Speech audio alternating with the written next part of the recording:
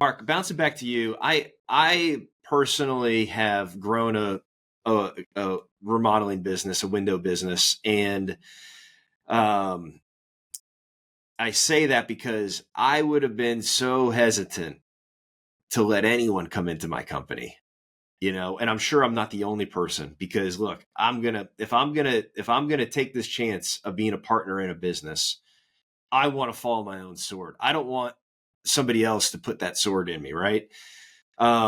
It's, you hear this saying all the time, it's my baby, it's my life, it's my everything. People have lost everything, but they hold on to their company, right? And it's at a certain scale, and it's not where maybe they saw it, but it's where they get comfortable.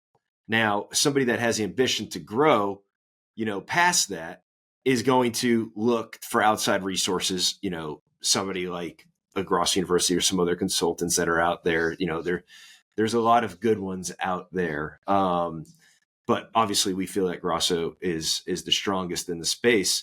But my question to you, Mark, is what would you say to me if I was still in the business, but super hesitant to hire Grosso University? What would you say to me, and what advice would you give me once I hired them?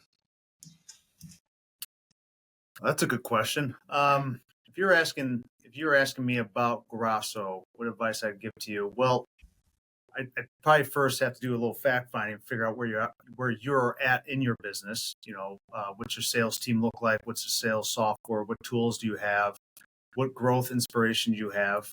That'd be number one, because again, you can't just plug anyone into Grosso and just miraculously things are going to happen. Right. What stage of the development of the business that you're at? Do you have a foundation? Do you have production? Are you running sales? So I'd have to first discover that first. If you are at the size where you have at least 2 to 3 sales reps, you have some software, maybe even paper contracts, but you have a call center or maybe someone answers the phone. If you have a foundation and you're looking to start scaling, because now that's where you do need a scalable sales process. You need to start educating yourself on what that looks like and introducing it to your team, because the last thing you want to do is grow a team to 10. And now you want to introduce the sales process because what you're doing isn't working and your closing rates are down and everything is in shambles. And now you want to introduce something. So I'd identify where you're at in the process. And then I'd also ask you, are you going to be open, honest, and willing to take this on? Because you're going to pay for it, but that means you have to put everything into place. You have to learn it yourself, go through the camp, study, know the scripts, because you got to embrace it so they can believe you and get the belief system in the company, and so that you're doing it, which I had to do. And then you could duplicate it from there. So again, it is a turnkey process, but it's how much is that individual as yourself willing to put in to make this work. And then you're going to have the best coach on your side, which is Dominic. Because if you're not doing it and you're not listening to him, Dominic's not going to, the less he's going to share with you, because it's like, hey, I'm trying to help you, but you're not helping yourself by listening to me. So honest, open, and willing is something you really got to embrace taking on Grosso. So, and I'll just comment Dom, on that. how accurate? Oh, sorry. Dom, I'm curious. I'm really curious here. How accurate is that from your perspective when you are sitting with your team, internally? How accurate is that message that Mark just delivered? Very. I've actually turned companies away. I don't want your money because the leadership refused to put in the work to learn the system. I know when it's a good fit and when it's not, because, I'm not going to, obviously my reputation's also on the line with every person that I onboard. And I know there's a certain roadmap that needs to be followed in a certain sequence in order for us to all have success together. And like Mark was alluding to, like if leadership's willing to step up to the plate, if you have that growth mindset, if you're at the stage where you're willing to invest what's necessary on your own accord as the owner or sales leader to truly grab the bull by the horns, master this stuff, master the methodology, go through the training. At that point, now you're in a position where you can introduce this to your sales staff and your team and grow properly.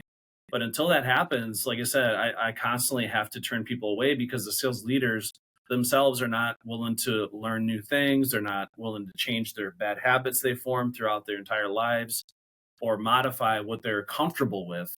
So in a lot of ways, you got to get comfortable being uncomfortable in the beginning. You got to put in the work. It's not necessarily, I just hand you something and then you're selling 100 million in business.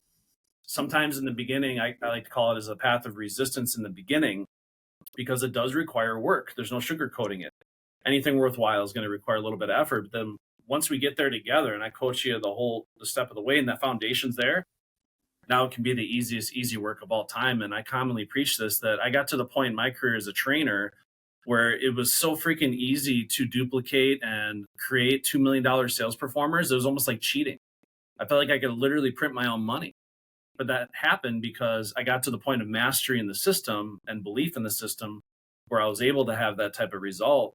So that's really what I challenge a lot of my clients to do in the beginning. Is we actually have a course called the Sales Academy Masterclass.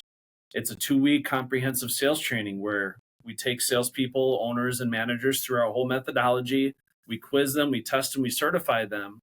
I basically say to all owners and managers, go through that training first. Step 1, go through the training. See for yourself if this is something you want to introduce to your team. At the very least, you owe it to yourself. See if this is something that you believe in that's a good fit for you. And only then does it make sense to introduce it to your team.